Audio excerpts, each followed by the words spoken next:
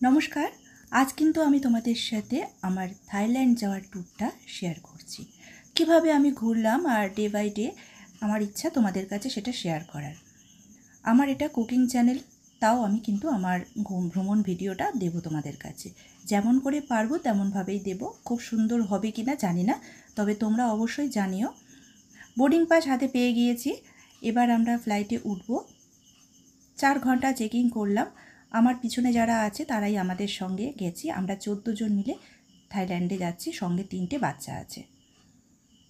এখানে কিন্তু ভিডিও করা যায় না, তাও আমি মোবাইলটা অফ মোবাইল অফ করুন। এরপর আমরা ফ্লাইটে উঠে পড়ি। ইন্টারন্যাশনাল ফ্লাইটটা বিশাল বড়। প্লেনটা প্রত্যেকটা সিটের মধ্যে টিভি লাগানো আছে। এখানে তোমরা সিনেমা দেখতে পারো, পাশে রিমোট রয়েছে, এমনকি সঙ্গে একটা করে হেডফোনও দিয়ে দিচ্ছে। যাদের ইচ্ছা হেডফোন দিয়ে আর কি সিনেমা দেখতে পারো চ্যানেল ঘুরিয়ে। আর থাই ভাষায় সিনেমা চলছিল। এখানে কিন্তু দেখা যাচ্ছে না, কিন্তু ওটা কিন্তু অন করা আছে, মাত্র যে সিটে বসে থাকবে সেই দেখতে পারবে। এরকম অনেকেই তোমরা জানো সেটা, তাও আমি একবার বলছি, তার জন্য ভেবো না আমি তোমাদের জ্ঞান দিচ্ছি না, সবাই জানো, তারপরও আমি বলছি।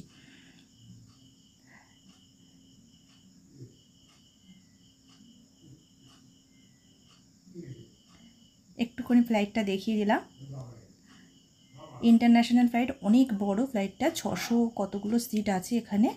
আর একটা কথা, আমরা এখানে কিন্তু এই 14 জন ভারতীয় আছি, আর অন্য অন্য দেশের সবাই উঠেছে। এখানে ফ্লাইটের খাবার চলে আসলো ওঠার 1 ঘন্টা পরে। আমরা 1:05 ফ্লাইটে উঠেছিলাম। এবার খাবার দিতে এসছে। খাবারগুলো কিন্তু ভীষণ টেস্টি, খুব সুন্দর খাবার।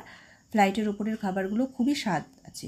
এর আগেও যখন আমি কাশ্মীর গিয়েছিলাম খাবার দিয়েছিল, সেটাও স্বাদ ছিল। এবং কুলু মানালি গিয়েছিলাম, ভাইজ্যাক গিয়েছিলাম।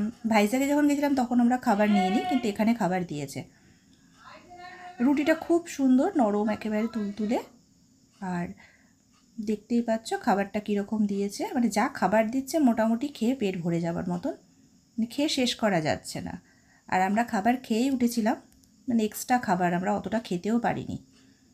ফ্রেশ ফল দিয়েছে একদম, আর একটা মিষ্টি, অসাধারণ খেতে মিষ্টিটা।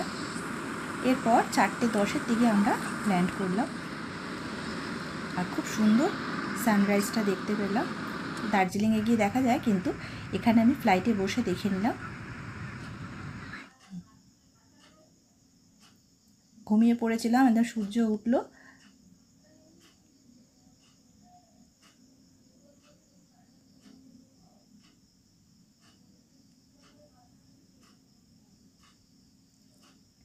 এবার ল্যান্ড করছে, তাড়াতাড়ি মোবাইলটা বার করে অন করেছি।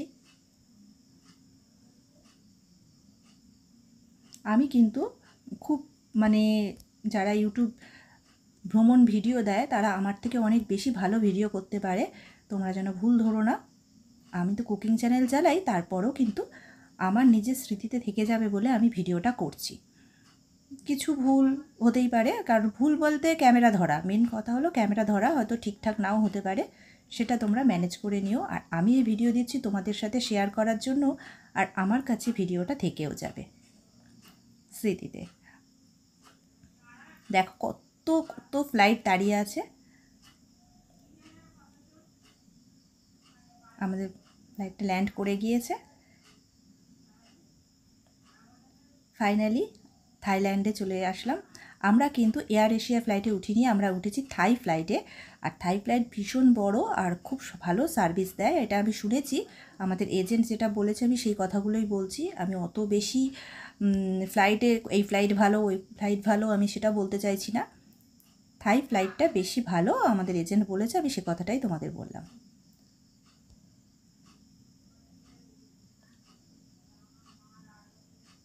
এবার স্কেলেটারে করে, তা মনে হয় 1 ঘন্টা, আমাদের 1 ঘন্টা হয়ে যাবে বোধহয়, অনেকটা টাইম আমাদের এভাবে স্কেলেটারে দাঁড়িয়ে থাকতে হয়। অনেকে তো হেঁটে হেঁটে চলে যাচ্ছে তার ওপর দিয়ে, আমরাও হেঁটেছি, কারণ কতক্ষণ দাঁড়িয়ে থাকবো। বিশাল বড় এয়ারপোর্টটা। এবার আমাদের গাড়ি চলে এসেছে, এসি কার। গাড়িটাও খুব সুন্দর দিয়েছে, তোমরা যদি কখনো আমাদের এই এজেন্টের সঙ্গে আসতে চাও আসতে পারো। এজেন্ট খুব ভালো পরিষেবা দিয়েছে আমাদের, প্রত্যেক দিন নতুন নতুন হোটেলে খাইয়েছে, সবটাই আমি তোমাদের দেখাবো। আমার খুব ইচ্ছা সবটাই তোমাদেরকে দেখানোর। আমরা এখন চলে যাচ্ছি, ব্যাংককে নেমেছি, চলে যাচ্ছি এবার পাটায়াতে।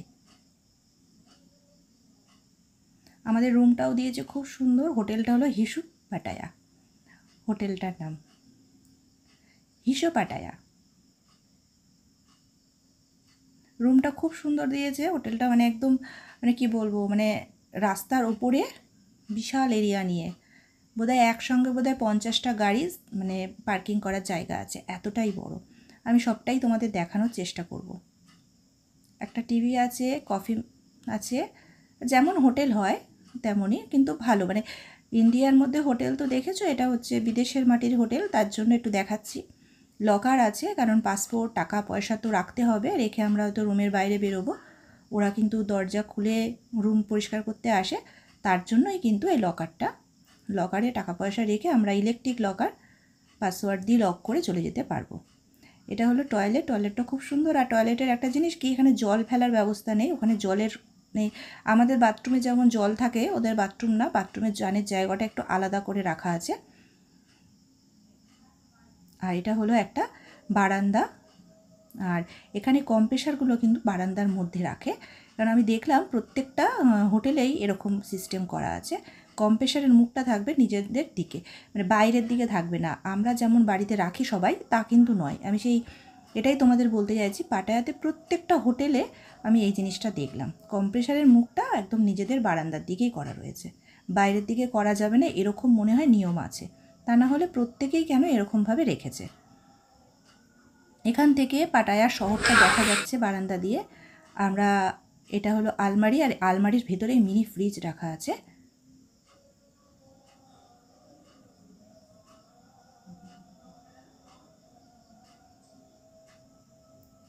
লকারের নাম্বারিং করা।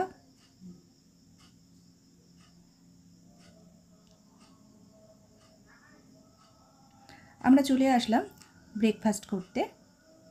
ব্রেকফাস্টে অনেক কিছু ছিল, লুচি, পরোটা, ব্রেড, জেলি, ফল ছিল অনেক রকম, সারি সারি ফল সাজানো ছিল, চিড়ের পোলাও, চানা মশলা, ব্যানানা।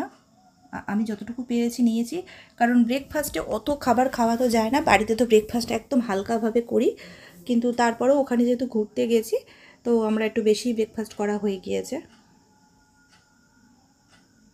অল্প কিছু ব্রেকফাস্ট নিয়েছি, যত খুশি খেতে পারো, কিন্তু আমাদের পেটে আর জায়গা নেই, তাই অল্প করে যতটা পেরেছি নিয়েছি। হোটেলটা দেখিয়ে দিলাম।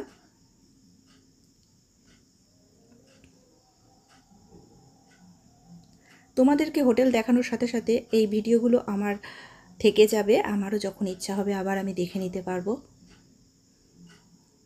এখানে গাড়ি পার্কিং করার জায়গা, এখানে প্রায় অনেক 50, 30, 40, 50টা বোধহয় গাড়ি থাকবে এরকম, মানে আমি শুনলাম এতগুলো গাড়ি ঢুকে যায়, বিশাল এরিয়া। ভিতরের দিকটা আরও অনেক জায়গা আছে গাড়ি পার্কিং করার। আমি পুরোটা ভিডিও করলাম না, জাস্ট ফ্রন্ট সাইজটাই ভিডিও করেছি।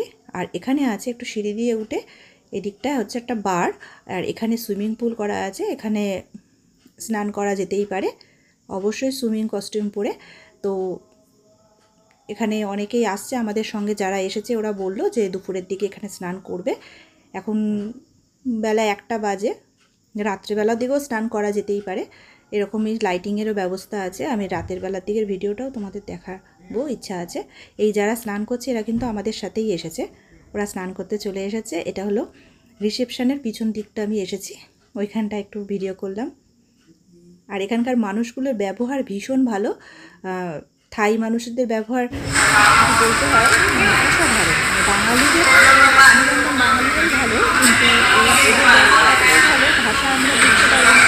আর এখানে ইংলিশ জানলেও কিন্তু অত কিছু না, ইংলিশ সবাই কিন্তু জানে, কিছু মানুষ জানে, যারা জানে তারা থাই ভাষাতে কথা বলে, থাই ভাষাতে তারা যারা কথা বলছে, আর যারা বলতে পারছে না তারা কিন্তু ইশারাই সব কিছু বুঝে যাবে।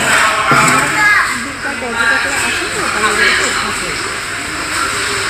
আমরা চলে এসেছি অন্য আরেকটি হোটেলে, এখানেও বুফে সিস্টেম, মানে এই 8 দিন ধরে আমরা বুফে খাবার খেতে খেতে আমার বরের কিন্তু অভ্যাস হয়ে গেছে খাবার নিয়ে খাওয়াটা। আমার বর কিন্তু একদম বেড়ে গুছিয়ে জামাইয়ের মতো সাজিয়ে গুছিয়ে দিতে হয় খেতে।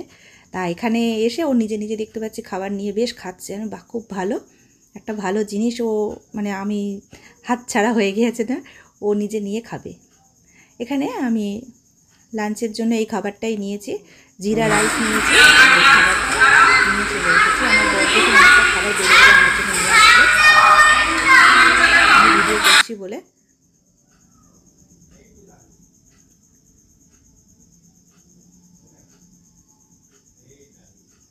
এখানে আবহাওয়াটা একটু দেখিয়ে দিলাম, মানে বাইরের আশপাশ ভিউটা।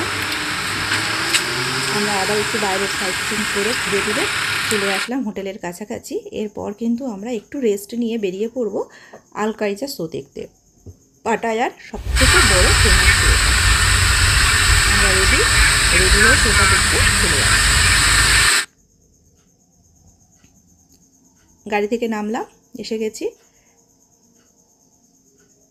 এই সম্বন্ধে আমার সত্যি জানতাম না, আল কাইজা শো আসার আগে পর্যন্ত আমি জানতাম না। এসে দেখতে পাচ্ছি যে আমাদের সঙ্গে যারা এসে তারা খুব ভালো বলছে যে আল কাইজা শোটা দেখতে হবে, খুব ভালো হয়, ইউটিউব সার্চ করলেই পেয়ে যাবে তোমরা। তবে আমি দেখতে এসেছি, তার জন্য আমি একটু ভিডিও করলাম, তোমাদের দেখাবো তাই। এই যারা শোটা করে তারাই কিন্তু এখানে দাঁড়িয়ে আছে ছবি তোলার জন্য, মানে ওদের সঙ্গে অনেকে আছে ছবি তুলে 100 ভাট করে দিয়ে। তো আমরা তুলিনি, আমরা জাস্ট দূর থেকে দেখেছি।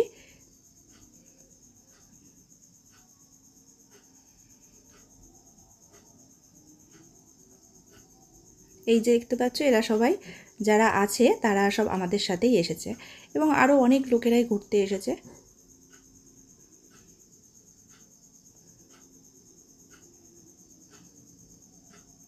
ছবিতে কতটা সুন্দর লাগছে সেটা তোমরাই বুঝতে পারবে, কিন্তু সামনে থেকে খুব সুন্দর জায়গাটা।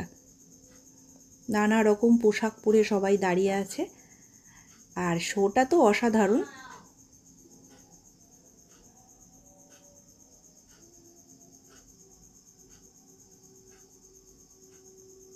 ক্যামেরা ভিতরে অ্যালাউ না, মানে হলের ভিতরে ক্যামেরা কিন্তু অ্যালাউ না।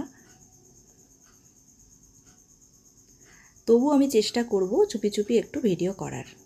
জানি এটা অন্যায়, এই শোটা কাউকে দেখানো ওদের আর কি এটা উচিত না মনে করে, কিন্তু আমার মনে হয় যে একটু শোটা যদি দেখি তাতে কী অসুবিধা আছে। যারা এখানে আসেনি তারাও জানতে পারবে শোটা কীরকম হয়, আমার বন্ধু, আমার আত্মীয় স্বজনরা।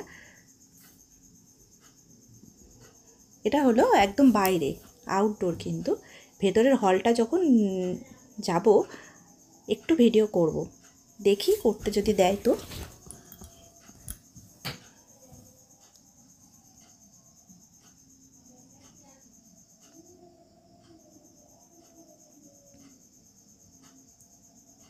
এই হলে চলে এসেছি, হলের ভেতরে একটু ভিডিও করেছি। আমার বর বলছে একদম ফোন রাখো, ওরা ফোন নিয়ে নেবে, কারণ ভিডিও করাও এখানে অ্যালাউ না, লেখাই রয়েছে মোবাইল নট অ্যালাউ। এখনও অনেক লোক আসছে, এসে সিট নিচ্ছে, তার মধ্যে আমি একটু ভিডিও করে নিয়েছি চুপি চুপি।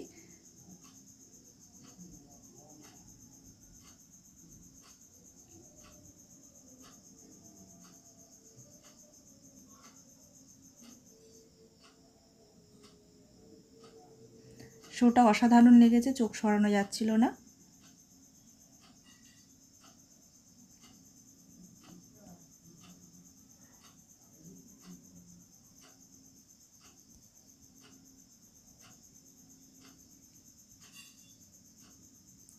শো শেষে আমরা গাড়ি করে চলে আসলাম একটা হোটেলে, সেখানে এবার লাঞ্চটা করে নিচ্ছি। আমরা কিন্তু প্রত্যেকটা দিন আমাদের নতুন নতুন হোটেলে লাঞ্চ, ডিনার, ব্রেকফাস্ট করেছি। হোটেলেই ব্রেকফাস্টটা করেছি আর লাঞ্চ, ডিনার করেছি।